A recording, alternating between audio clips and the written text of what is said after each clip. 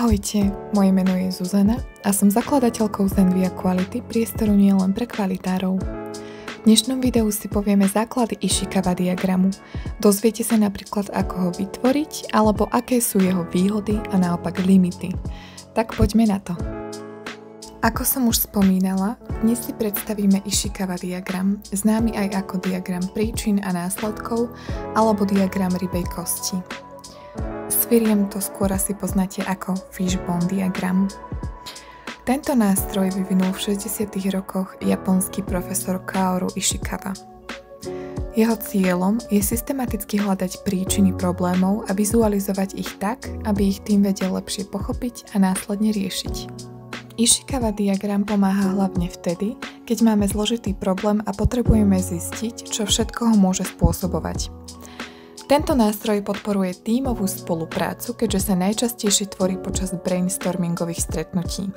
Alebo teda vtedy má najväčší efekt, pretože získame naozaj viacej pohľadov na jednu vec. Pomáha nám vidieť súvislosti a odhaliť možné koreňové príčiny. Tu na obrázku vidíme tvar rybej kosti. Hlava predstavuje problém, ktorý chceme riešiť. Z hlavných kostí smerujú vetvy, ktoré zastupujú skupiny príčin. Menšie kosti predstavujú detailnejšie faktory. Takto sa dá problém postupne rozložiť na menšie a menšie časti a vy získate lepší a lepší prehľad. Vo výrobe najčastejšie používame kategórie 6M.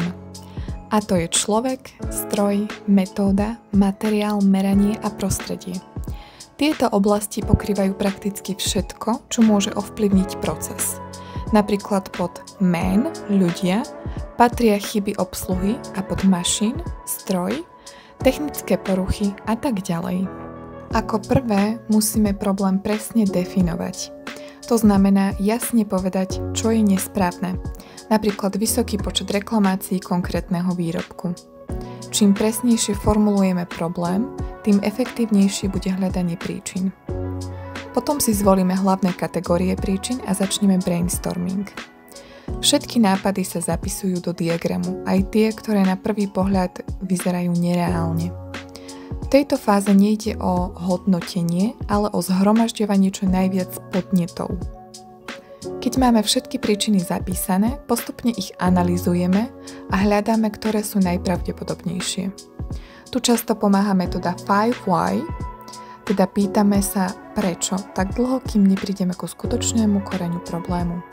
Tu som vám navrhla cvičný diagram, aby ste videli, ako to funguje. Za každým problémom stojí viac príčin, než sa na prvý pohľad zdá.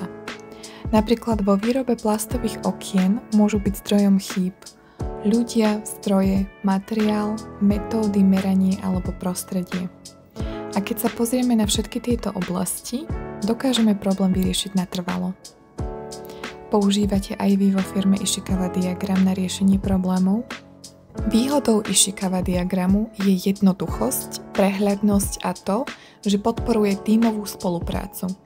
Je ideálny na začiatok riešenia problémov, keď ešte nevieme, kde presne je koreňová príčina. Na druhej strane Ishikawa diagram nám nehovorí, ktorá je dôležitejšia alebo pravdepodobnejšia. Preto sa často používa v kombinácii s ďalšími metódami, napríklad s Paretovou analýzou alebo štatistickými nástrojmi ako je SPC.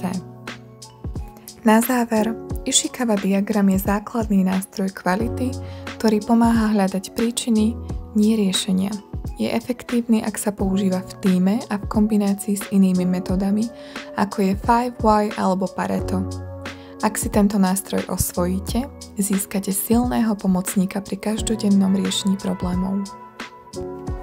Ďakujem vám za pozornosť. Ak sa vám video páčilo, určite mi nezabudnite nechať like, komentár alebo odber, aby mohla ísť naša kvalita do sveta. Vidíme sa na budúce.